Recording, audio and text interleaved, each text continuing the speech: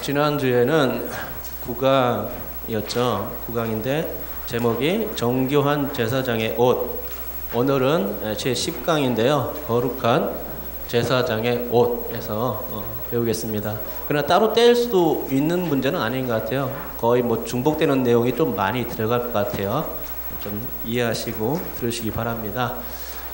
일단은요, 지난번 공부했던 대로 제9강 문제와 답을 한번 살펴보는 시간 가지겠습니다.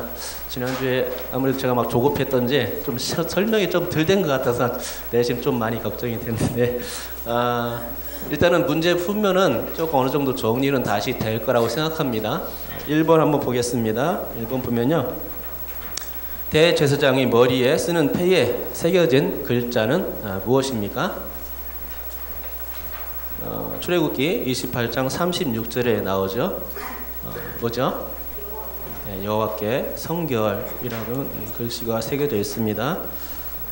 또 두 번째 문제, 조각, 세공, 수놓기에 능했고 지혜로운 마음을 충만하게 받은 자는 누구입니까? 오홀리압이죠. 출애굽기 38장 23절에 나오는데 세공이라는 말은 안 나와 있습니다. 그렇지만 조각했기 때문에 세공도 충분히 가능한 얘기고, 또 그와 관련돼서 정교한 작업을 할 때 세공 기술이 많이 필요하기 때문에, 특히 보석 다룰 때 그렇죠, 세공 기술이 필요하기 때문에 아마도 같은 기술이 있지 않을까 생각해서 적어놓은 거죠. 조각, 세공, 수놓기. 세 번째 문제, 실제적으로 정교한 옷 만들기 작업이 필요했던 두 개의 옷은 무엇입니까? 흉패와 에봇. 성경에는 에봇부터 제작하라고 하죠. 에봇 다음에 흉패 제작에 관해서 이제 설명이 나오는데요. 그 출애굽기 28장 15절에 그 흉패, 정교한이 들어간 그 흉패 정교하게 만들어라는 내용이 나오고, 에봇에 관해서는 그 28장 6절, 그리고 에봇띠에 관해서 8절에 정교하게 만들어라, 이렇게 얘기가 나옵니다. 네 번째 문제, 하나님의 영을 충만하게 받아 성막 제작에 지대한 영향을 끼친 사람은 누구입니까? 부살렐이죠. 부살렐. 오홀리압도 하나님의 영을 받았겠지만 그런 얘기는 없고요. 부살렐에게만 그런 얘기가 있습니다. 하나님의 영을 충만하게 받았다라는 내용이 있죠. 근데 구약 성경에서는 이 성령 충만, 하나님의 영을 충만하게 받았다는 얘기는 들어보기 힘든 이야기라고 제가 말씀드렸죠. 왜냐하면 아직 그 성령에 대해서 전반적으로 얘기할 때가 아니기 때문에 그렇습니다. 성령이라는 것은 오순절 성령 강립 때 임재하였기 때문에, 그래서 그때부터 우리 성도들한테 내주하신 그 분이기 때문에 오순절 성령 강림 사건 이후로 구체적으로 더 나오는 것이죠. 근데 구약 성경에는 아주 드문 얘기입니다. 왜냐하면 요엘 선지자도 내 영을 부어주겠다, 말세에 내 영을 부어주겠다, 이렇게 얘기하기 때문에 아직까지는 영에 대해서 그렇게 얘기가 심각하게 심도 있게 나오진 않습니다. 그렇죠? 그런데 이 하나님의 영을 충만하게 받은 얘기가 어디 나오냐면은 창세기 1장, 충만하게 받았다는 얘기는 아니고 하나님의 영이 수면 위에 있었다, 그거는 창조와 관련된다 이거죠. 그리고 신약 성경에서는 오순절 때 불의 혀같이 성령께서 임해가지고 거기에 그 마가다락방에 모인 제자들에게 임해서 이 새 시대가 시작했음을, 새 창조가 이루어졌음을 보여준다 이거죠. 그런데 중간에 위치한 것이 뭐냐, 바로 성막 제작할 때 바로 그런 일이 있었던 것입니다. 정교한 작업을 할 수 있는 정교한 기술을 가지고 정교한 옷을 만드는데, 그런 그 기술을 가진 사람들에게, 그런 그 옷을 만드는 사람에게 임했던 것이죠. 누가요? 하나님의 영이 임했던 것입니다. 다섯 번째 문제는 아론과 그의 아들들의 제사장 옷에 관한 두 가지 수식어는 어떤 겁니까? 출애굽기 39장 1절 한번 펴주십시오. 출애굽기 39장 1절. 여기에 수식어가 다 함께 나옵니다.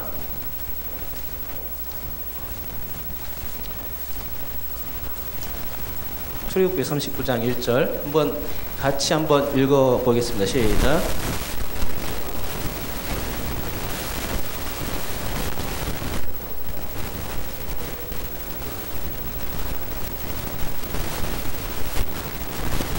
예, 여기에 정교한 옷, 거룩한 옷 나오죠. 수식어가 두 가지가 나옵니다. 그 영화롭고 아름답게는 뭐 수식어라고 보다 그런 옷이라고 생각하면 돼요. 그 형용사적으로 말할 때 수식어가 두 가지가 나오는데 정교한과 거룩한 옷에 대해서 나옵니다. 이걸 생각하면서 정교한이라는 것은 정교한 그 기술을 가진 사람들이 정교한 옷을 만들 때 사용된 그 말에 정교라는 말을 붙였는데 예수님이 대제사장이 그 정교한 옷을 입었다 이거죠. 대제사장은 누구냐? 예수님이란 말입니다.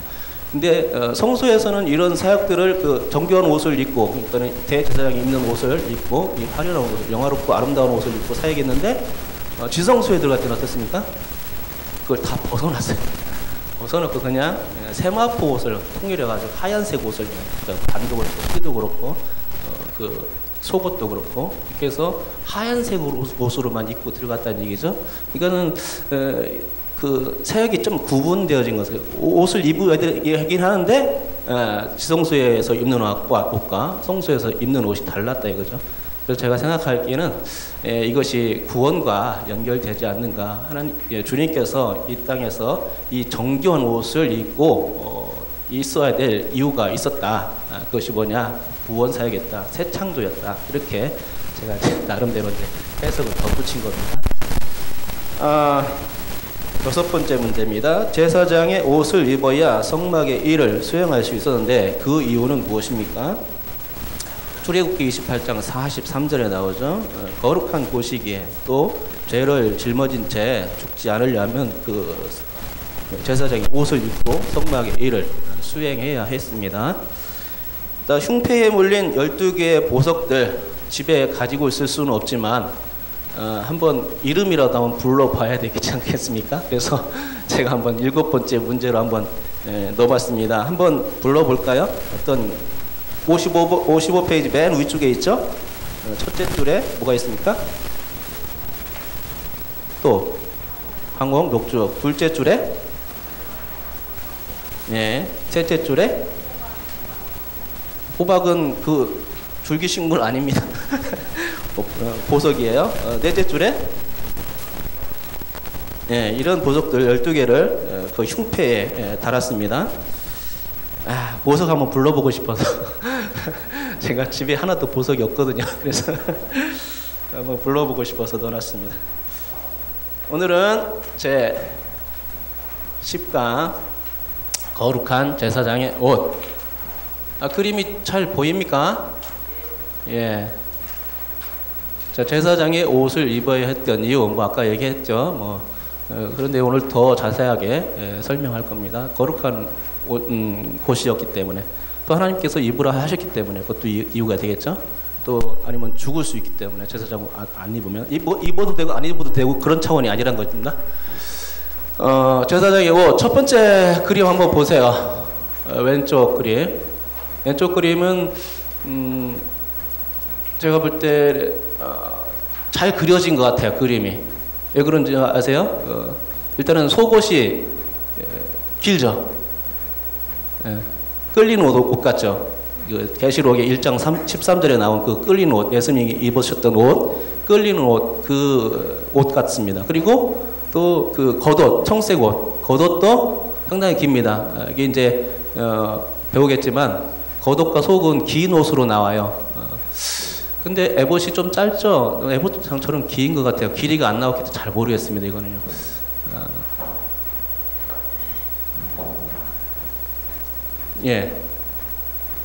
두 번째 옷. 두 번째 옷과 세 번째 옷. 잘못된 그림이 있어요. 뭔지 아세요? 두 번째 그림과 세 번째 그림의 지성소입니다. 잘못된 걸 캐치해 보세요.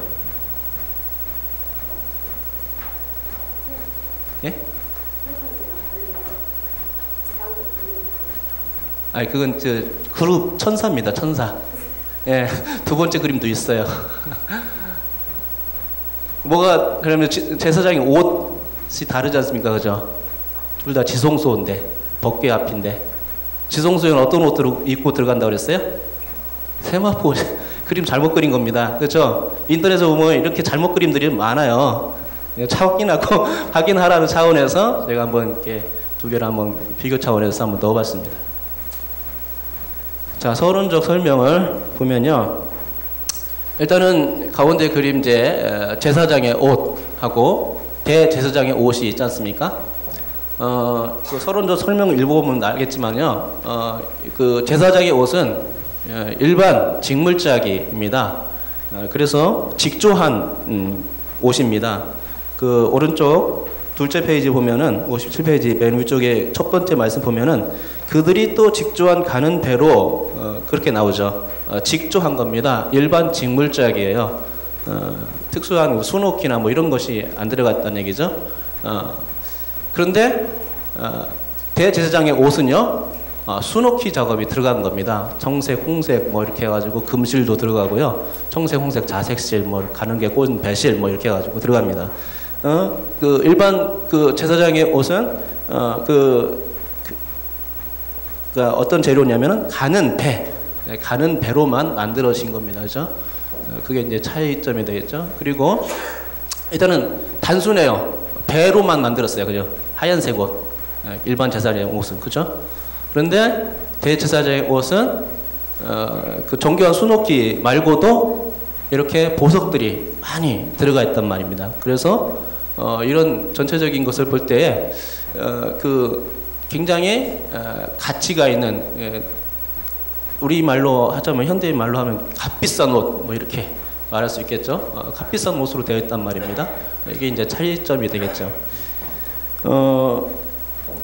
출애굽기 28장 2절과 출애굽기 28장 40절에 보면은 이곳에 이 두 말씀에 어떤 것이 나타나냐면요. 그 거룩한 옷이다, 영화롭고 아름다운 옷이다, 이런 얘기가 나오거든요. 그런데 출애굽기 28장 2절에는 내 형 아론을 위하여 거룩한 옷을 지어 영화롭고 아름답게 할지니, 그래서 이 아론이 옷 입은 거 보니까 이 옷이 거룩한 옷이고 영화롭고 아름다운 옷이구나 이렇게 생각하는데, 그래서 제사장 옷은 그렇지 않을 것이다 이렇게 생각하는데요. 아닙니다. 제사장 옷도 영화롭고 아름다운 옷이라고 말하고 있어요. 어디서 말하냐면 출애굽기 28장 40절에서 그렇게 말하고 있죠. 이따가 한번 제가 그 말씀 적어놓은 거 있으니까 이따 같이 읽어보도록 하고 지금 안 읽겠습니다. 그래서 둘 다 거룩한 옷이고 둘 다 아름답고 그 영화롭고 아름다운 옷이었다 이겁니다. 그렇죠? 이 두 가지가 같은 점입니다. 차이점은 일반 직물작이고 정교한 수놓기 작업이 이게 차이점이고, 또 단순한 거하고 또 보석으로 치장된 그런 옷이었다. 그리고 종류가 대제사장 옷이 더 많았다는 것이죠. 이게 이제 차이점이 되겠습니다. 자, 옷의 이제 제작법으로 이제 구체적으로 한번 들어가 보면요. 직조된 옷, 그러니까 일반 직물작의 옷, 공이 그 대제사장도 그렇고 일반 제사장도 그렇고 같이 입었던 옷입니다. 그죠? 그러니까 대제사장은 속에다 입었겠죠, 이 옷을. 첫 번째 뭐가 그려져 있어요? 속바지가 그려져 있죠. 그 정강수 사님이 말씀하신 거예요? 아니, 누가 남자 목소리가 들린 것 같은데. 예, 속바지입니다. 속바지. 예, 속바지. 그 다음에는요, 겉옷이죠. 겉옷인데 대제사장 아니 속옷이죠. 속옷. 죄송합니다. 속옷하고 겉옷 맨날 헷갈려요. 아까 강수님한테 얘기했는데 이게 제사장한테는 겉옷이거든요. 겉옷이가지고 대제사장한테는 속옷이고, 그렇죠? 예. 그래서 헷갈리는 겁니다. 이게 속옷입니다. 속옷. 그 다음에는 두건인데 관이라고 불러요. 어떤 데서는 두건하고 관하고 막 섞여서 사용돼요. 정확히 구분이 안 돼요. 그러나 그 한 구절에서 정확히 구분해 주는데 이따 보겠습니다. 그 다음에 뭡니까? 띠 띠는 세 종류입니다. 띠 세 종류. 일반 제사장이 그 이제 속옷 위에 띠는 띠, 이거는요 여기 나옵니다. 그 56페이지 1번 속바지 속옷 빛난 가운과 두건 띠 제작법에 중간에 보면 셋째로 돼 있죠. 예, 셋째로. 거기 한번 보면은요, 띠가 세 가지 종류인데, 첫째로는 헐렁한 속옷을 직무에 불편하지 않도록 잡아주는 용도. 그러니까 일반 제사장이 그 띄었던 띠, 이거죠. 근데 이는 가는 배실과 청색, 자색, 홍색실로 수놓아 만들었다는 겁니다. 말씀은 구조를 안 찾아보겠습니다. 시간이 너무 많이 걸리기 때문에. 둘째로요, 에봇을 매는 띠입니다. 에봇을 매는 띠인데, 이것은 에봇과 같은 모양을 만들었고, 금실과 청색, 자색, 홍색실과 및 가늘게 꼰 배실로 에봇에 붙여서 따로 떨어져 있다는 것이 아닙니다. 붙여서 만든 겁니다. 붙여서 정교하게 짰다 되는 거죠. 세 번째는요, 대속죄일에 대제사장이 지성소에 들어갈 때 복장인데, 이때는 그 세마포로만 만들었습니다. 레위기 16장 4절에 나오죠. 그러니까는 띠는 세 종류가 있는 겁니다. 그죠? 대제사장이 지성소 들어갈 때 그냥 그 수놓지 않은 그런 띠, 그리고 일반 제사장이 그 속옷 위에 띄었던 그 띠, 이거는요 금색 실이 금실이 안 들어가 있어요. 그쵸? 가는 배실과 청색, 자색, 홍색실. 그리고 에봇 띠는요 뭐가 들어가 있냐면은 금실이 들어가 있다는 거고, 청색, 자색, 홍색실이 똑같은데 그냥 가는 배실이 아니고 가늘게 꼰 배실로 돼 있어요. 이게 차이점입니다. 세 가지 그 직물작의 그 방법이 나오는 거죠. 관은 이렇습니다. 관 그 셋째로 전에 그 네 번째 줄에 나오죠. 관의 부분은 두건과 관이 있다. 근데 두건은 히브리어로 미츠 네페트입니다. 미츠 네페트인데 뜻이 어떻게 됩니까? 감다, 말아서 싸다 라는 뜻이 있습니다. 그러니까는 그 중동 사람들이 머리에 이렇게 뭐 쓰지 않습니까? 이렇게 뭐냐면 터번이거든요. 터번인데 터번처럼 생긴 거죠. 이렇게 감은 형태. 그리고 관은 미그바라고 하는데 작은 산, 언덕, 뜻이 그렇습니다. 그런데 관은 제사장이 써야 했던 것으로 그 추정이 되고요. 왜냐하면 볼록하게 솟아오른 형태였다는 것이죠. 그런데 대제사장은 어떤 것을 썼냐? 그 미츠 네페트를 썼습니다. 왜 그러냐면 각주에 보면 나옵니다. 개역 번역 34번, 각주 34번입니다. 개역개정 번역에서는 관과 두건의 정확한 구분이 모호하며 혼용되어 사용되어 있다라고 되어 있죠. 단지 출애굽기 39장 28절에서만 정확한 구분을 지어주고 있지만, 이조차 정확히 누가 어떤 관을 썼는지에 대해서는 밝히고 있지 않다. 하지만 미츠 네페트를, 그러니까 두건을 대제사장이 쓰는 관으로 생각하는 이유가 있다면, 제가 볼 때 이제 몇 가지로 이제 생각해 봤거든요. 첫째는 대속죄일에 대제사장이 지성소에 들어갈 때 이 미츠 네페트를 쓰고 들어갔기 때문이다. 그죠? 미츠 네페트 두건을 쓰고 갔다는 겁니다.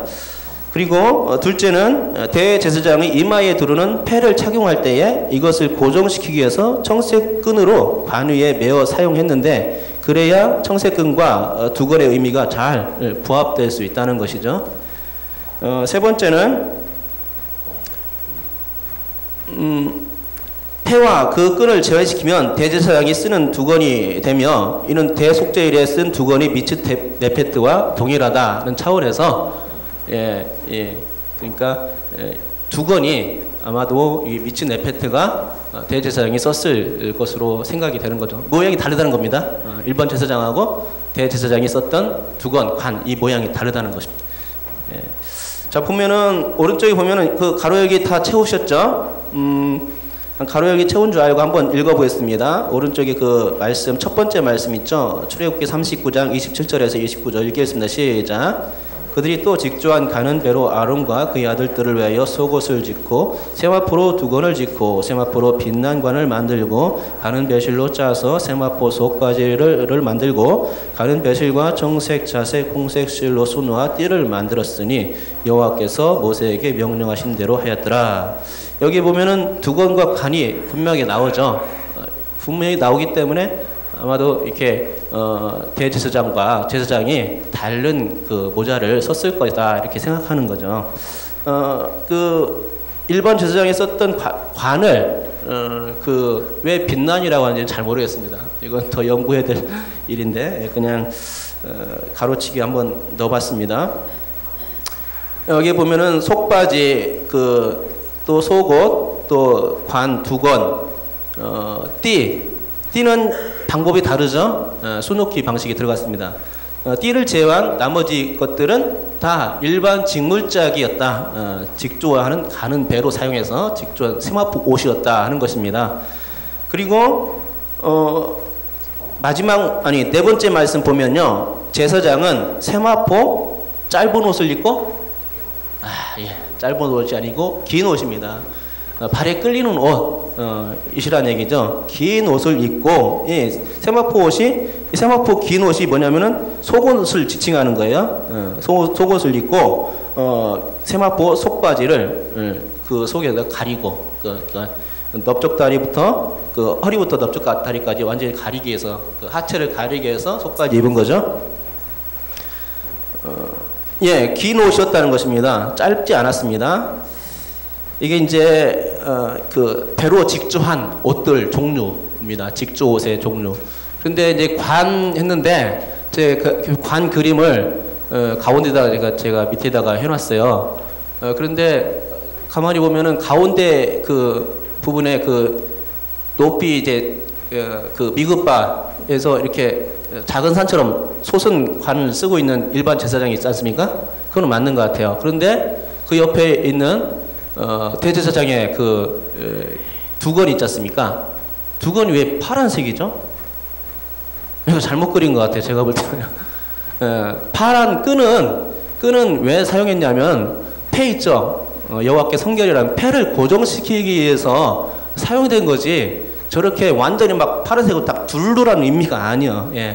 이거는 저렇지 않습니다. 하얀색이었답니다. 하얀색 있고 패를 고정시키기 위해서 청색 끈이 사용된 겁니다. 청색 끈이 옆으로 이렇게 둘러서 뒤로 이렇게 한 바퀴 돌았는지 아니면은 밑에 그림처럼 하나, 둘, 셋 이렇게 됐는지 아니면 이렇게 V자로 되는 것도 있더라고요. V자로 됐는지 그건 잘 모르겠습니다. 하여튼 이 패를 고정시키기 위해서 청색 끈이 필요한 거지 저렇게 막 완전히 다 두르는 게 아니란 사실이죠. 잘못된 그림들이 많아요. 자, 이제 옷의 제작법 이제 속옷 했으니까 겉옷입니다. 겉옷. 겉옷을 보면요, 청색으로 만들으라고 했습니다. 청색. 그런데 이 청색, 이게 청색이죠. 밑에 뭐가 달렸죠?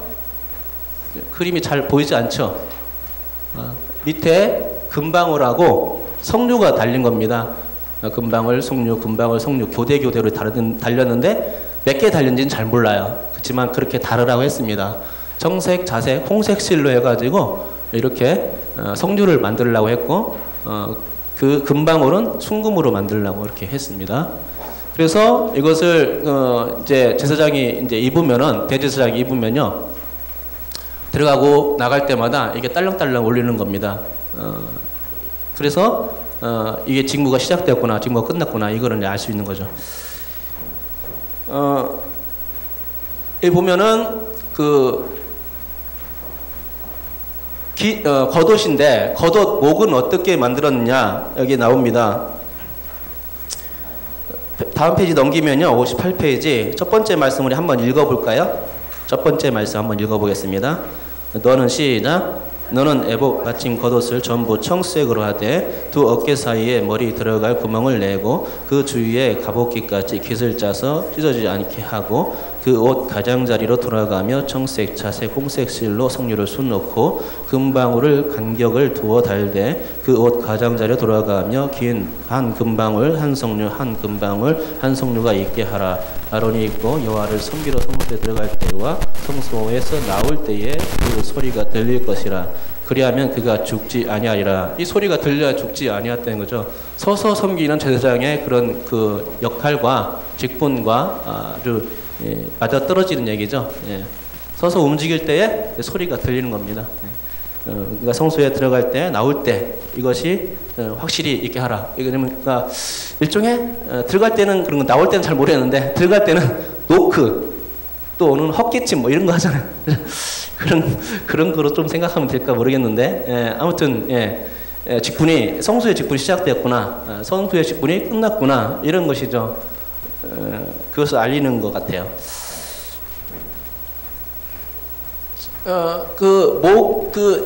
이 겉옷은요, 목을 어떻게 만들었다고? 목 부분을 어떻게 만들었다고요?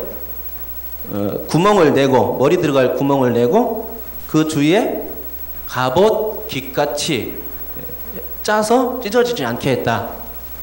그렇게 만들었습니다. 세 번째 그림 제가 올렸는데요. 그 소라죠. 바다 소라입니다. 바다 소라인데, 그 57페이지 36번의 각주를 제가 달아놨습니다. 우리 같이 한번 읽어보겠습니다. 시작. 염색실 중에 청색이 가장 고가였다. 자색과 홍색 순으로 비쌌을 것으로 본다. 청색 염료는 힐라존이라 부르는 작은 바다소라의 피로 만들어졌다. 피의 색깔은 하늘색이었고 학자들이 계산에 의하면 1.4g의 청색 염료를 만들기 위해서 12,000마리의 소라가 필요했다고 한다. 그랬죠. 작은 염료를 만드는, 적은 부분의 염료를 만드는데도 굉장한 소라가 필요하다 하는 겁니다. 그러니까 당연히 그런 염료를 만들어서 옷을 짰다면은 값비싼 옷이라고 할 수 있겠죠. 예. 청색이 가장 비쌌습니다. 그러니까 다른 염료보다도 청색이 그냥 비쌌던 이유가 바로 이게 바로 그런 데서 나오는 거죠. 바다 소라를 통해서 만들었고요. 염료.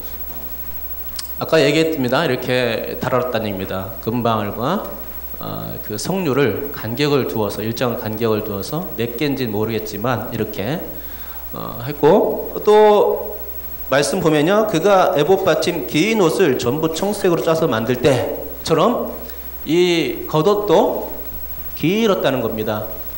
물론 그 딸랑딸랑 소리 들리기 때문에 좀 속옷보다는 조금 더 짧았겠지만요, 그렇게 많이 차이가 나지는 않았을 것 같아요. 저렇게 많이 올라가지는 않았을 것 같습니다. 제가 볼 때는 뭐 많이 올라가야 뭐 이 정도 뭐 올라가거나 한 뼘 정도 올라가거나 뭐 정도 올라갔지 않았을까. 긴 옷이라고 표현되어 있기 때문에 둘 다 긴 옷입니다. 둘 다 원통형 옷이고 원피스 같이 쫙 입는 겁니다.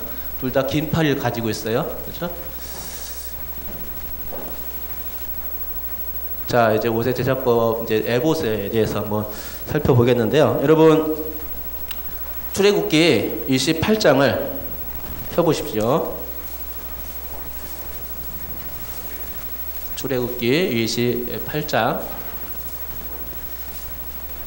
6절부터 에봇에 대해서 나옵니다.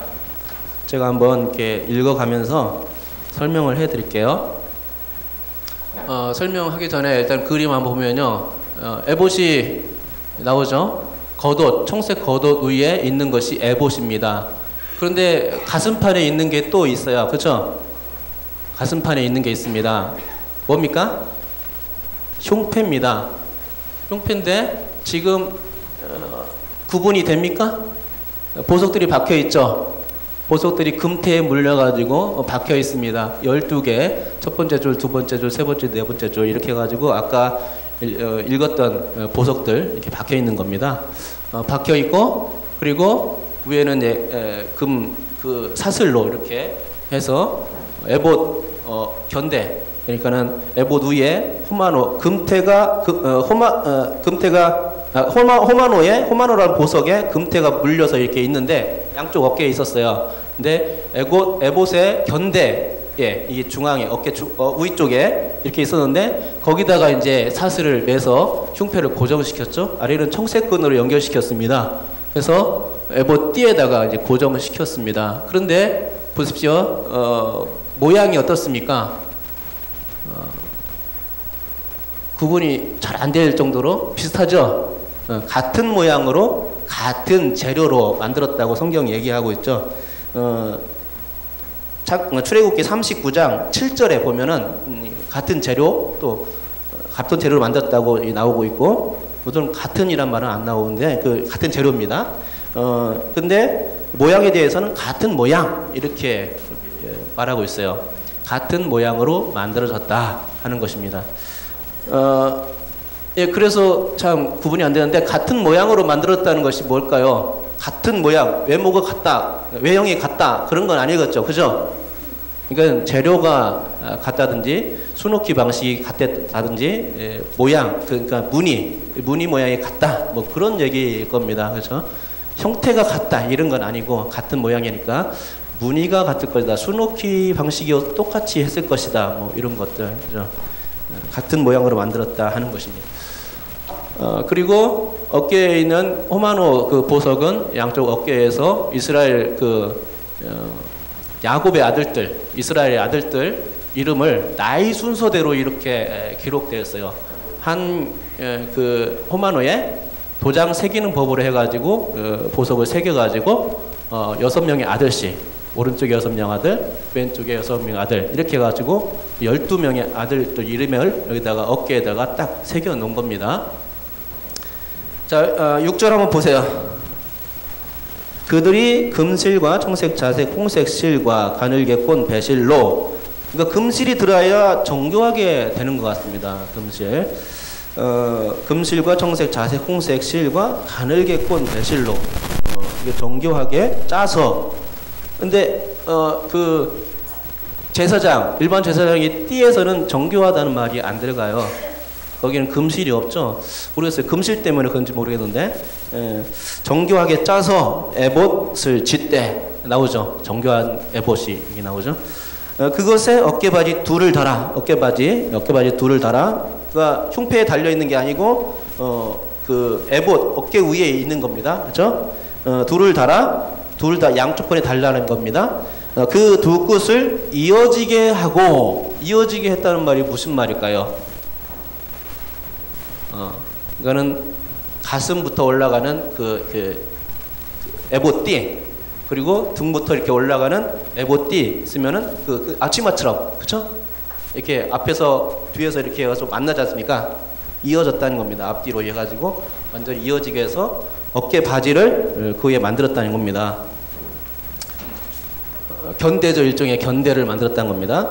자, 8절 보면요. 에봇 위에 매는 띠는 에봇 짜는 법으로 금실과 청색, 자색, 홍색 실과 에봇띠입니다. 이거는요. 똑같은 재료를 사용했어요. 가늘게 꼰 배실로, 배실에 에봇을 정교하게 어떻게 짜라고 했어요? 붙여 짜라고 했습니다.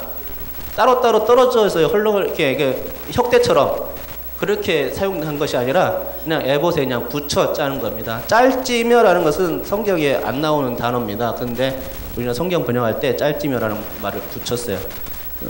붙여 짜는 거예요. 붙여, 아셨죠? 붙여서 완전히 한 몸이 되게.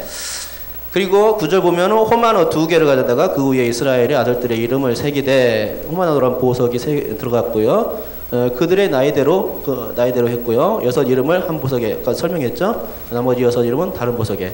보석을 새기는 자가 도장에 새긴 같이, 여기서 이제 세공 기술이 이제 들어갔겠죠. 예.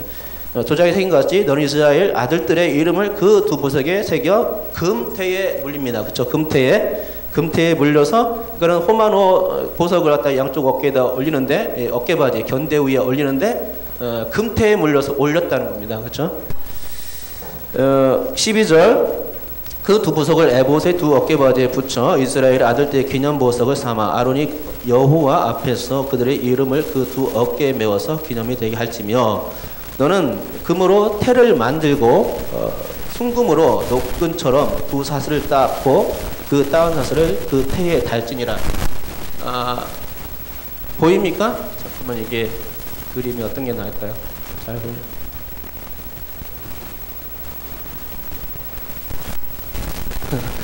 그림 많아가지고. 일단 이 그림이 좀 나을까? 첫 번째 그림. 어깨 이렇게 있죠. 보석이 있죠. 그 호마노 보석이 있고 이렇게 금태에 물려 있죠. 거기 금태 한 부분에다가 이렇게 고리를 만들고 해가지고 사슬을 딱 흉패까지 내린 겁니다. 그렇죠? 이해되시죠? 예. 그걸 설명하려고 이렇게 많이 옮겼습니다. 자, 그런데 여기 이제 두 가지 그림이 또 올라왔는데 첫 번째 그 올라온 그 호마노 보석 이거는 뭔가 잘못된 것 같아요. 왜 잘못됐어요? 이거 아세요? 양쪽 분에서 올라와야 돼요. 어깨 그 예봇이 이렇게 예봇띠가 이쪽에서 올라오고 이쪽에서 올라오는데 근데 호마노 끝에다 붙여놓고 사슬 이렇게 내렸지 않습니까? 잘못된 거예요. 그러니까 양쪽 편에서 이어지게 하고 했는데 이렇게 이어져 가지고 여기다가 호마노 딱 붙이고 나서 금 사슬은 따로 내려와야 돼요. 이해되셨죠? 그게 잘못된 겁니다. 그 다음에 가운데 있는 그 에보띠는요. 에보띠는 모르겠어요. 저렇게 뭐 길었을 것 같아요. 그런데 에보띠 말고 옆에 그 첫 번째 그림에 이렇게 보면은 요거는 이렇게 여기 있죠. 태가 이렇게 나왔죠. 앞치마처럼 생겼죠. 여기는 가운데가 이렇게 없어요. 뒷치마란 말이 있는지 모르겠지만 뒷치마처럼 생겼어요. 보통 이렇게 만들어졌을 거다 이렇게 얘기를 하는데 성경에는 기록이 안 나와 있습니다. 어떻게 만들어졌다. 여기 앞에가 트여졌냐, 옆에가 트여졌느냐, 아니면 원통형으로 만들어졌느냐 그런 건 없습니다. 이거는 잘 모르겠습니다. 저도. 근데 제가 생각할 때는 원통형이지 않을까라는 추측을 좀 해봐요. 왜 그러냐면은 속옷, 겉옷도 원통형으로 쫙 원피스처럼 입었거든요. 그러니까는 해보통 이렇게 입지 않았을까. 머리만 나오게 해가지고 이렇게 빵처럼 달아가지고 그렇게 하지 않았을까 하는 생각을 해보는 겁니다. 이게 이제 에봇인데 한 가지 보면요. 나중에 보겠습니다. 일단은 이게 이제 에봇은 이렇게 만들어졌다는 겁니다. 이제 흉패 한번 보겠습니다. 이게 이제 호마노입니다. 호마노라고 보서 갖고 싶죠? 참으세요. 자, 이제 옷의 제작법인 흉패에 대해서 한번 보겠습니다. 흉패가 두 가지가 딱 나오는데 첫 번째 거는 문제가 있어 보여요. 두 번째 것도 역시 문제가 있어 보이네요. 똑같네요. 그렇죠? 첫 번째는 그 에봇 위에 흉패가 있는 게 아니잖아요. 두 번째도 그렇고. 그죠? 세 번째 그림은 에봇 위에 흉패가 있는 거예요. 그렇죠? 세 번째가 맞는 것 같아요. 이따 보면 압니다. 그리고 금태에 몰리라고 그랬는데 첫 번째 그림에서는 금태가 그 외형 이렇게 이제 사각 박스에 그 외형 금태가 없어요.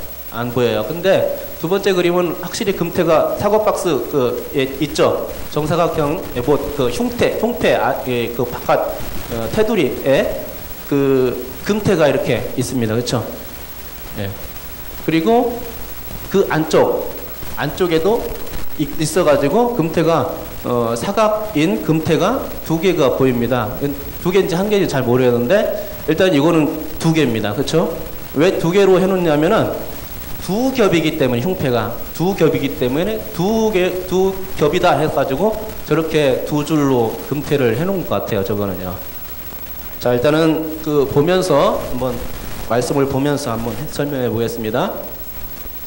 자, 15절이 이제 흉패 제작하는 방법입니다. 너는 판결 흉패를 판결할 때 사용한 거죠. 판결 흉패를 에봇 짜는 방법으로 똑같이 만들었다는 겁니다. 금실과 청색, 자색, 홍색 실과 가늘게꼰 배실로 정교하게 짜서 만들되 이게 정교하게 들어갔지 않습니까? 그죠? 흉패도 정교하게 에봇처럼. 16절 길이와 너비가 한 뼘씩 두 겹으로 네모 반듯하게 하고, 네모나야 됩니다. 직사각형 아니고 네모난 겁니다. 어떤 부분 직사각형 만들었는데 그게 아니고 네모나 반듯하게 하고, 두 겹이라는 얘기죠. 두 겹. 그것에 네 줄로 보석을 물리되 첫 줄은 홍보석, 이렇게 이제 계속 보석이 나옵니다. 그죠? 다 읽기는 그렇고. 21절에 보니까 이제 20절의 끝에 보면 금태에 물려라. 보석도 다 금태 안에 물리는 겁니다. 12개의 보석이 다 금태 안에 물려진 겁니다. 그 다음에 21절에 이 보석들은 이스라엘의 아들들의 이름대로 12이라 보석마다 12지파에 한 이름씩 도장을 새기는 법으로 새기고, 이렇게 이제 12아들. 어깨도 역시 마찬가지로 12아들들의 이름이 적혀 있었죠. 흉패에도 마찬가지입니다. 그 보석 12개가 있는데 거기에 그 12아들의 이름이 각각 순서대로 이렇게 새겨져 있는 겁니다. 22절 순금으로 노끈처럼 따은 사슬을 흉패의 위에 붙이고, 이 말씀은요 그 비교해서 한번 봐야 돼요. 출애굽기 39장 15절 한번 펴보십시오. 출애굽기 39장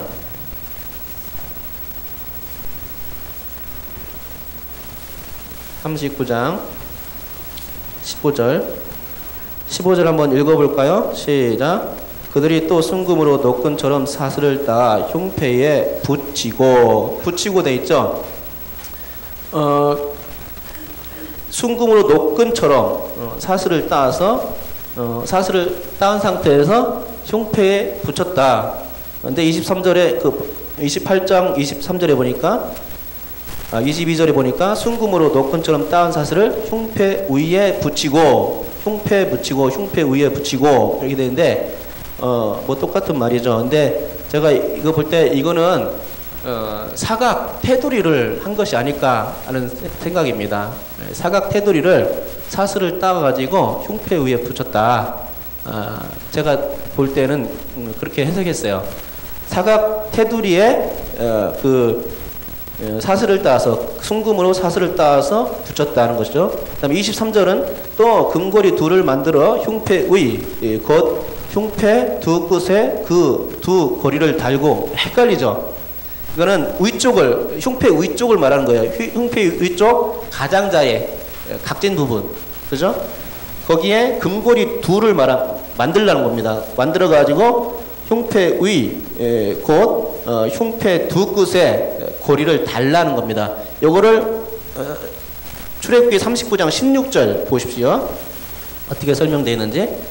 또 금태 둘과 금고리 둘을 만들어 그 두 고리를 흉패 두 끝에 달고 있죠. 예. 그러니까 흉패 위에 그러니까는 위쪽에 양옆으로 달라는 겁니다. 흉패 위쪽 두 쪽에 양옆으로 해서 두 고리를 해서 붙이라는 겁니다. 그렇죠? 그리고 24절 따은 두 금 사슬로 흉패 두 끝, 두 고리에 꿰어 매고, 사슬을 또 매어서 만들어 가지고 고리에 걸라는 거죠. 아까 설명했었죠. 이거는 어깨 바지에서 내려온 금 사슬 있죠. 그거 말하는 거예요. 똑같은 얘기를 하는 겁니다. 그렇죠? 예. 25절 두 따은 사슬이 다른 두 끝을 에봇 앞에 어깨바지에 금태에 매고. 같은 얘기 하는 거예요. 그죠? 예? 에봇에서 흘러내는 금 사슬, 거기 말한 겁니다. 호마노 금태에 물리라는 거죠. 그 다음에 26절 또 금고리 둘을 만들어 흉패 아래 양쪽 안쪽 곳 에봇에 닿은 곳에 달고. 이거 잘 보시기 바랍니다. 이게 이제 에봇이 가슴판이 있는가 가슴판이 없는가. 가슴판이 없는 것도 있었죠. 흉패를 가장 청색 겉옷 위에 바로 이렇게 입은 그 제사장의 옷을 보지 않습니까? 그런데 가슴판이 있는가 없는가 여기에서 나오는 것 같아요.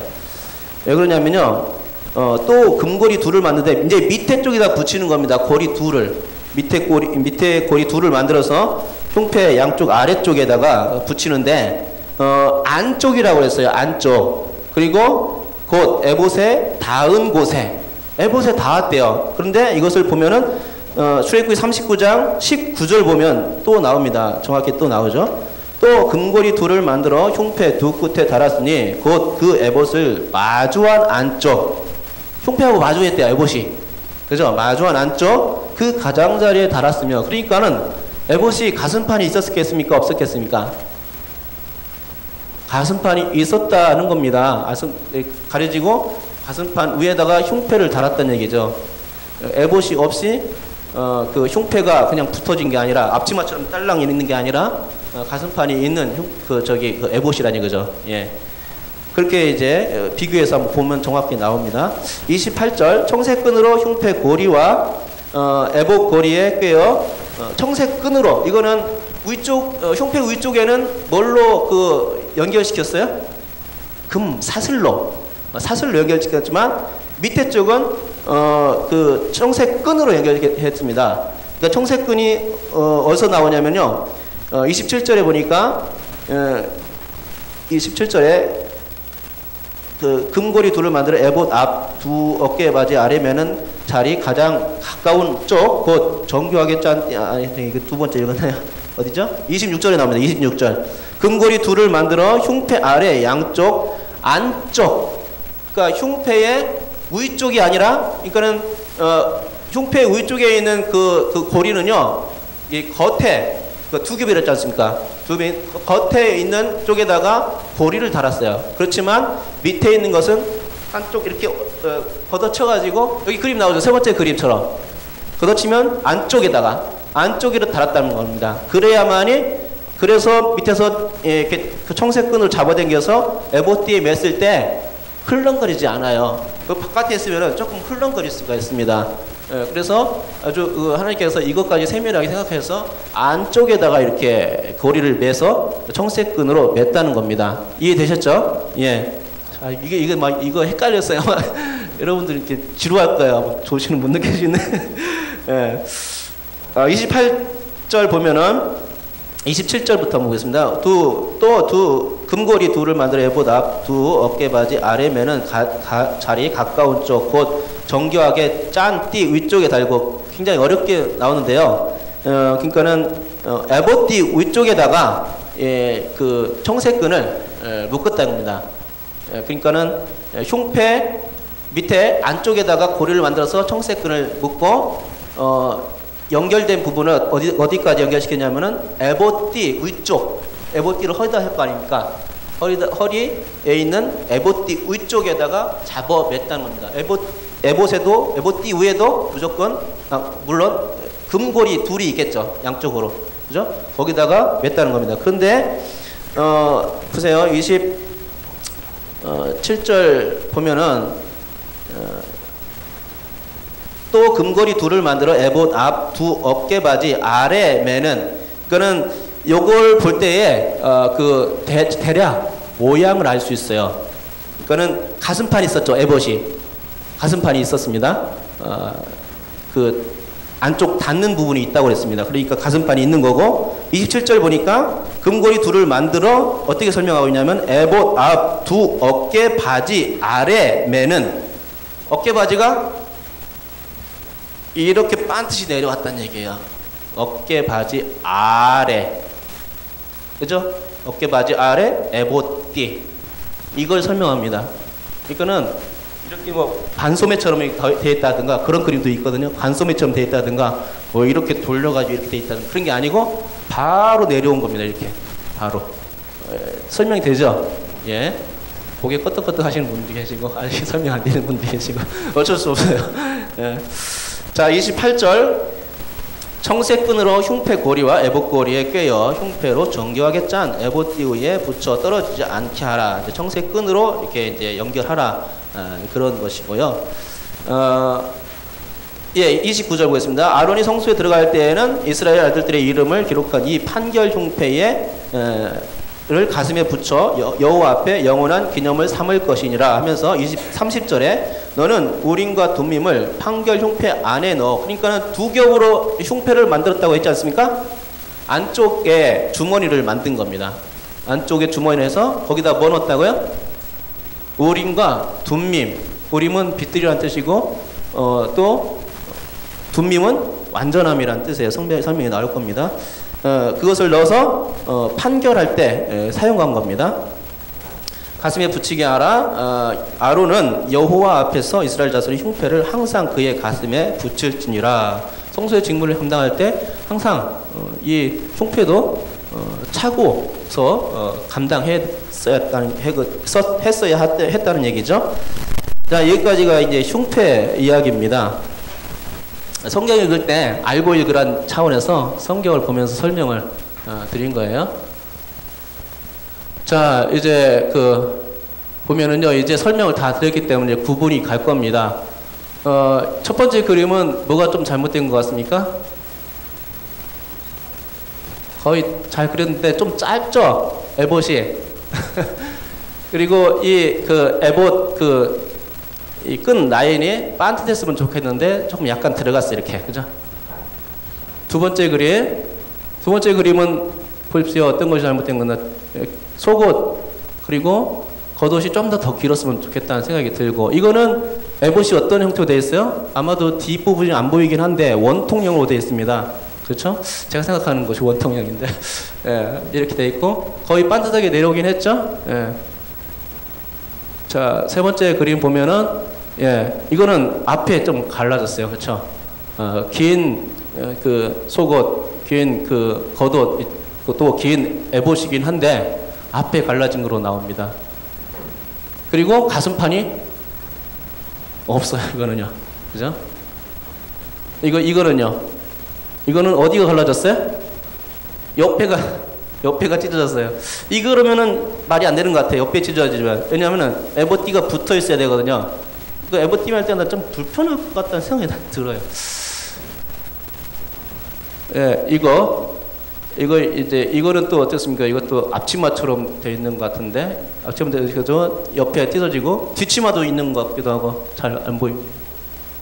예, 뒷치마도 있는 것 같아요. 근데, 뭐가 잘 됐어요? 반듯하게 내려왔습니다. 이렇게, 어깨 바지가 반듯하게 내려왔습니다. 잘 된 것 같습니다. 자, 구분할 줄 알아야 됩니다. 자, 이제 옷의 제작법, 패는 여러분들 설명 많이 들었기 때문에, 일단 패 하기 전에 저기 보세요. 대제사장의 두건을 한번 보십시오. 확 들어온 게 있죠? 청색. 이거 아니라는 겁니다. 예. 띠를 뭐 이렇게 한 번만 둘러서 맸든지 아니면 위쪽으로 맸든지 뭐 이렇게 V자로 했든지 뭐 이렇게 될지 몰랐지만 아무튼 청색으로 다 하지는 않았어요. 이게. 그리고 두건에다 이렇게 패를 이렇게 여호와께 성결이라는 글씨로 해가지고 달았다는 겁니다. 자, 문제를 다 살펴볼 수는 없습니다. 자, 이게 지금 그겁니다. 영화롭고 아름다운 옷인데 동시에 거룩한 옷입니다. 이게 이제 설명된 부분이 한 번은 아론을 위하여서 설명되고 있고 한 번은 아론의 아들들을 위하여서 설명되고 있어요. 아론과 아론의 아들들, 그렇죠? 그 분들이 입었던 옷들이 다 동일하게 영화롭고 아름다운 게 만든 옷이었다 하는 겁니다. 여기 이제 두 번째 말씀에는 거룩하다는 말이 나오는데 그 다음 구절에서 이제 거룩하다는 말이 나와요. 그래서 둘 다 거룩한 옷이었다 하는 거죠. 자, 우리 한번 설명을 가로에 있는 말씀들 읽어보지 말고 한번 읽어보겠습니다. 60장 맨 밑에 반가로 1번 설명 나온 부분 같이 한번 읽어보겠습니다. 시작. 하나님께서 아론을 위하여 거룩한 옷을 정교하게 만들었는데 그 옷은 대제사장의 옷으로서 무릇 마음에 지혜 있는 모든 자 곧 하나님께서 지혜로운 영으로 채운 자들을 통하여 만들어졌다. 아론의 옷은 영화롭고도 아름다운 것이었으며 거룩하신 하나님을 섬기는 대제사장의 직분을 감당하도록 지어진 구별되어진 옷이었다. 제사장들의 옷은 정교하지는 않았지만 대제사장의 옷처럼 영화롭고 아름다운 옷이었고 거룩한 옷이었고 아론과 그의 아들들이 회막에 들어갈 때나 제단에 가까이하여 거룩한 곳에 섬길 때에는 그 입은 옷들로 인해 죄를 짊어진 채 죽지 않을 수가 있었다. 한편 아론과 그의 아들들의 옷은 영화롭고도 아름다운 옷이었는데 이는 그들이 관유로 거룩하여졌고 그들의 복장 또한 관유 및 피로 거룩하여졌으며 거룩한 곳에서 거룩한 하나님께 거룩한 제사장 직분이었기 때문이라 볼 수 있을 것이다. 예, 직분에 관해서 그 직분을 수행할 때 이 옷을 제사장 옷을 입어야 했다는 것입니다. 이 옷이 거룩한 옷이 될 수 있었던 이유는 뭡니까? 제단의 피와 관유를 거룩하게 하는 관유를 뿌렸다는 겁니다. 제사장 성결식 그 이임식 때. 그래서 그 옷이 거룩하게 된 것입니다. 정교하게 짜서 그래서 거룩하게 된 것이 아니고 제단의 피와 그러니까 달리 말하면 예수님의 보혈의 피라고 하겠죠. 신약적으로 말하면 그 피가 또 관유가 거룩하게 하는 관유가 뿌려졌기 때문에 거룩한 옷이 된 거예요. 이 옷을 이 거룩한 옷을 입고 사역을 했다는 거죠. 근데 입어도 되고 안 입어도 되고가 아니라 반드시 이 사역을 하려면은 거룩한 옷을 입고 해야 된다는 겁니다. 제사장이 우리가 바로 그렇게 해야 되죠. 거룩한 옷을 입어도 되고 안 입어도 되냐? 그런 차원이 아니라는 겁니다. 성도라는 것은 제사장의 옷을 반드시 입어야 돼요. 그 옷은 어떤 옷이냐? 거룩한 옷입니다. 그죠? 여러분께서 그 거룩한 옷을 입어야 되는데 두 가지로 설명드릴 겁니다. 뭐냐면은 예수 그리스도의 옷을 입자 하는 거하고 전신갑주의 옷을 입자 하는 것으로 설명이 될 것 같습니다. 자, 일단은 대제사장의 옷에 대한 부연 설명 여러분들이 한번 시간이 많이 가죠. 한번 보긴 하겠습니다. 일단은 이게 한가로 2번 그 부연 설명이 나오죠. 아까 이제 설명드렸기 때문에 그 금방울 소리 이거는 이제 넘어가고요. 또 어깨 바지에 달린 보석 이건 이제 기념 보석이라고 하거든요. 이스라엘 아들들의 이름들이 기록된 그런 보석인데 기념 보석이라고 불렸고 보석 자체의 아름다움이 아니라 이스라엘 백성들을 기억나게 하는 보석으로 같이 있고 이 대제사장의 어깨에 이렇게 이스라엘 백성을 상징하는 보석들이 얹혀졌다는 것은 성소의 직무를 수행할 수 없는 그들을 대신하여 제사하는 제사장의 중차대한 그런 의무를 상기하게 한다. 그러니까는 어깨를 말할 때 책임과 연결시켜서 말하지 않습니까? 그렇죠? 보통 이게 다 통하는 말인데, 그러니까는 어깨에다가 이름이 올려졌다는 겁니다. 이름이 올렸다는 것은 구약을 대표하는 그 12지파의 아들들의 이름들이 올라졌다는 것은 그만큼 이 대제사장이 이스라엘에 대한 관심을 많이 가지고 있다는 것이고 그들을 기억하고 있다는 것이고 이들을 책임져야 됐다는 생각이 중차대한 생각이 있다는 것을 이 대제사장의 어깨에 있는 이 보석의 그 안에 있는 이름들 통해서 기억되게 만드는 거죠. 그래서 기념 보석입니다. 그걸 알 수 있으면 좋겠고요. 그 다음 패는 뭐 이렇게 다 얘기했죠. 여호와께 성결이라는 말은 코데시 라이흐와라고 써 있습니다. 근데 이것은 여호와를 향해 구별됨, 여호와를 향한 거룩으로 번역할 수 있고 성도들이 또 그렇게 살아야 한다는 이유를 설명하는 것처럼 보이고 하나님을 기쁘시게 하는 것이 바로 성도들이 해야 될 그런 일이 아닐까. 그것을 보면서, 그러니까 이제 제사장도 그렇고 레위 사람들도 보고 항상 그 여호와께 성결이란 글씨를 볼 거 아닙니까? 아, 거룩해야 되겠구나. 뭐 이런 것들 생각하게 했을 것 같습니다. 우림과 둠밈은 아까 설명했죠. 넘어가겠습니다. 한번 읽어보시면 될 것 같아요. 판결 형태로 사용했는데 어떻게 판결했는지 정확히 알지 못하기 때문에 제가 설명을 안 하겠습니다. 자, 신약적 의미의 그 세마포 옷, 신약적 의미의 세마포 옷은 두 가지 정도로 생각할 수 있을 것 같습니다. 일단은 세마포 옷은 어디에 나오냐면요, 마가복음 마태복음도 나오는데 마가복음에 더 이렇게 설명이 기가 막히게 나와 있어요. 그 변화산상에 예수님께서 산에서 변형되셨죠. 그런데 굉장히 막 하얀 흰 옷을, 빛나는 옷을 입었다고 설명이 되어 있어요. 그런데 특별히 마가복음에는 어떻게 설명이 되느냐면, 설명이 되게 웃겨요. 이 세상에 빨래하는 자가 그렇게 깨끗하게 빨아도 그렇게 희게 만들 수 없다는 그런 뜻으로 이렇게 설명이 되어져 있어요. 되게 웃기죠.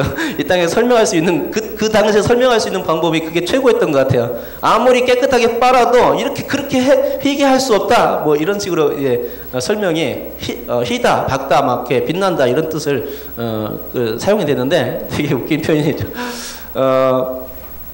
그만큼 예수님은 깨끗한 분이라는 것을 보여주는 것 같습니다. 여기 보면요, 저기 설명의 중간 부분에 나옵니다.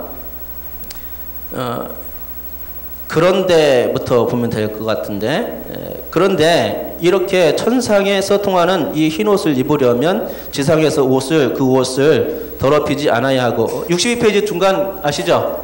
62페이지 중간에 지상에서 그 옷을 더럽히지 않아야 하고 이기는 자여야 한다. 또한 어린 양의 피에 그 옷을 희게 하여 환난 가운데서 나온 자들에게 주어질 수 있다. 또한 빛나고 깨끗한 세마포옷을 입도록 허락받으려면 성도들의 옳은 행실이 필요하다. 이게 다 계시록에 나온 말입니다. 제가 생각할 때는 이 계시록의 말씀은요, 세마포옷을 누가 입는가, 어떻게 할 때 입는가를 설명해 주는 것 같습니다. 특별히 옷에 관해서 얘기할 때 세마포옷을 입으려면, 그 하얀 옷을 입으려면 어떤 자들이 입을 수 있는가? 자, 이런 사람이 입습니다. 이런 사람이 이런 사람이 입어요. 이런 사람이 안 입으면 큰일 납니다. 여기다 이제 세마포 딱 오는데 세마포 입으면 게다가 뭐예요? 예수님의 보혈에 피가 묻어서야 깨끗해진대요. 피가 묻었는데 깨끗해졌는지 모르겠어요. 피가 묻어야 깨끗해집니다. 성경상 원리상 그래요. 그게 이제 요한계시록에서 말하는 그 깨끗해지는 원리예요. 세마포 하얀 옷을 입으려면 어떻게 하냐? 예수님의 보혈의 피에 씻어야 된대요. 일단 그렇게 돼야 되고, 또 그 옷을 더럽히지 않아야 되고, 또 이기는 자야 되고, 뭐 이런 설명들이 계속 나와요. 그러니까 어떤 옷을 입을까? 내가 예수 믿는 사람으로서 참 세마포옷을 입어야 되겠다. 하얀 옷, 정결한 옷을 입어야 되겠다. 거룩한 옷을 입어야 되겠다 생각하면은 요한계시록을 꼭 읽어보시기 바랍니다. 예, 제가 이게 설명이 길어지면 이게 언제 끝날지 모르니까 나머지는 설명 읽어보시고요. 그 다음에 전신갑주. 에베소서에서는요, 전신갑주에 대해서 설명이 나옵니다. 에베소 6장 10절부터 18절까지 나오는데 6가지의 그 전신갑주의 내용이 나오죠. 이 전신갑주를 입는 이유는 뭡니까? 이 땅에서 마귀를 대적하기 위해서 입는 거예요. 설명 안 나오는데, 그 6장 10절, 11절 이 부분이 나올 겁니다. 마귀의 관계를 능히 대적하기 위해서 뭘 입는다고요? 하나님의 전신갑주를 입어요. 이미 거룩해진 성도들은 이제 거룩해지려고 노력하는 것보다는 이제 전신갑주를 입고 이제 살아야 된다는 얘기죠. 마귀의 그런 관계를 물리치기 위해서, 그렇죠? 왜? 그것은 또 구원과 연결될 수 있는 문제이기 때문에 그렇다는 겁니다. 여러분들 설명을 쭉 한번 보십시오. 그래서 전신갑주를 이렇게 입으시기 바랍니다. 이렇게 완벽하죠. 전신갑주. 그 다음에 대제사장 예수 그리스도 마지막 이제 설명 부분인데요. 이거 다 읽다가는 오늘 12시가 넘을지 몰라요. 그러니까는 안 읽겠습니다. 이제 바쁘네요, 제가. 자, 여러분들 설명을 한번 쭉 읽어 보십시오. 근데 여기에 제가 주안점은 뭐냐면은, 자, 64페이지, 두 번째 말씀 있죠? 그러니까 히브리서 8장 1절 말씀 한번 읽어보겠습니다. 시작. 지금 우리가 하는 말의 요점은 이러한 대제사장이 우리에게 있다는 것이라. 예, 이겁니다. 이러한 대제사장이 우리에게 있어요. 다른 사람에게 있는 거죠. 우리에게. 이런 대제사장이 어떤 대제사장이냐? 보면요. 거기 일단은 한번 읽어봐야 되겠네요. 히브리서 7장 23절부터 28절까지 한번 읽어보겠습니다. 시작. 제사장 된 그들의 수요가 많은 것은 죽음으로 말미암아 항상 잊지 못함이로되 예수는 영원히 계심으로 그 제사장 직분도 갈리지 아니하느니라. 그러므로 자기를 힘입어 하나님께 나아가는 자들을 온전히 구원하실 수 있으니 이는 그가 항상 살아계셔서 그들을 위하여 간구하심이라. 이러한 대제사장은 우리에게 합당하니 거룩하고 악이 없고 더러움이 없고 죄인에게서 떠나 계시고 하늘보다 높이 되시니라. 그는 저 대제사장들이 먼저 자기 죄를 위하여 다음에 백성의 죄를 위하여 얼마나 제사 드리는 것과 같이 할 필요가 없으니 이는 그가 단번에 자기를 드려 이루셨음이라. 율법은 약점을 가진 사람들을 제사장으로 세웠거니와 율법 후에 하신 맹세의 말씀은 영원히 온전하신 되게 계신 아들을 세우셨느니라. 그러니까 이러한 대제사장을 우리가 우리에게 이런 대제사장이 우리에게 있다는 것입니다. 그 죄를 사시는데 완전히 다시 제사를 안 드려도 되는 그런 제사장이죠. 제사장이 한 번 제사 딱 드렸기 때문에 단번에 그 제사를 통해서 온전히 다 이루었다는 겁니다. 그래서 죄 문제가 완전히 청산된 겁니다. 이 대제사장을 믿으면 그렇게 된다는 얘기죠. 그 얘기를 하고 있는 거죠. 예. 그러니까 제가 강조해서 말씀드린 거 있죠. 이 대제사장은 어떤 분이냐? 구원을 주시는 분이시고 또 우리를 위해서 간구해 주시는 분, 중보해 주시는 분, 이 두 가지입니다. 지금도 여전히 우리를 구원하시기 위해서 애쓰시고 있고 또 우리를 위해서 간구해 주시는 분이 바로 이 대제사장 예수 그리스도입니다. 그것이 이제 구원의 정교한 작업이죠. 그 정교한 작업을 계속 또 수행하고 있다는 것이죠. 예. 자, 설명이 뭐 충분히 될지 모르겠는데. 그리고 계시록 1장 12절에서 16절은 예수 그리스도 지성소, 하늘 지성소 참 장막에 계신 예수 그리스도의 모습을 그려주고 있습니다. 자, 우리 결론 한 번만 읽고 마치겠습니다. 뭐 이렇게 이제 대제사장이 있다는 얘기고요. 이제 결론인데, 자, 한번 읽겠습니다. 시작. 아론과 그의 아들들이 입었던 옷은 각각 대제사장의 옷과 제사장의 옷이었다. 차이점은 정교한 옷이냐 아니냐이지만 공통점은 두 옷 다 모두 거룩한 옷이며 영화롭고 아름다운 옷이었다는 점이다. 하나님은 성막에 대한 식양을 말씀하실 때 산에서 본 식양대로 모세가 지시하셨는데 제사장의 옷 또한 산에서 본 식양에 의거한 것이었다. 히브리서에 의하면 모세의 장막은 주께서 세우신 것이요 사람이 세우신 것이 아니라고 말씀하며 모형과 그림자를 하늘 성소와 참 장막에 비교해 준다. 상에 있는 제사장들이 섬기는 것은 하늘에 있는 것의 모형과 그림자라고 말하는 것이다. 그러므로 모세가 산에서 본 식양대로 성막과 제사장의 옷이 만들어졌고 지시한 대로 성막 아래서의 업무 수행을 한 것이라면 신학의 입장에서 제사장 된 성도들은 대제사장이 된 예수 그리스도의 말씀에 의거하여 이 땅에서 하나님의 전신갑주를 입고 말씀과 기도로 거룩하게 되는 제사장의 임무를 온전히 수행해야 할 것이다. 예수 그리스도께서는 대제사장으로서의 합당한 이유가 있듯이 성도들도 주를 본받아서 계시록에 나오는 천상 성도들처럼 이 땅을 이기는 자로 살아야 한다. 그래야 천상에서 세마포 흰 옷을 입을 수가 있을 것이고 예수 그리스도의 그 아름다움과 형상과도 부합되는 것이다. 성도는 예수 그리스도로 옷 입어야 한다.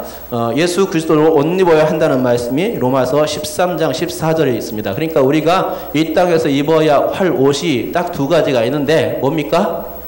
예수 그리스도로 옷 입는 거, 예수 그리스도라는 옷을 입는 거, 그거고 또 하나는 전신갑주입니다. 전신갑주. 두 가지 옷만 입으면 이 땅에서 승리할 수 있어요.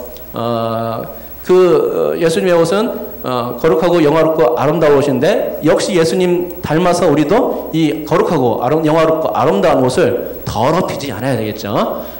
그리고 예수 그리스도가 대제사장에 합당하다는 겁니다. 근데 우리는요, 이 지상에서 어떻게 사냐? 성도, 즉 제사장으로서 예수님은 합당하신 분이기 때문에 흠이 없어요. 절대 흠이 없는데 그래서 완전하신 분이죠. 그런데 우리는 합당해져야 돼요. 그렇죠? 제사장 옷을 입는 그 자가 당연히 합당해지려고 노력해야 되겠죠. 뭐 노력해야 된다는 건 아닌데 이기는 자가 돼야 된다는 겁니다. 옷을 더럽히지 말아야 된다는 것이죠. 예.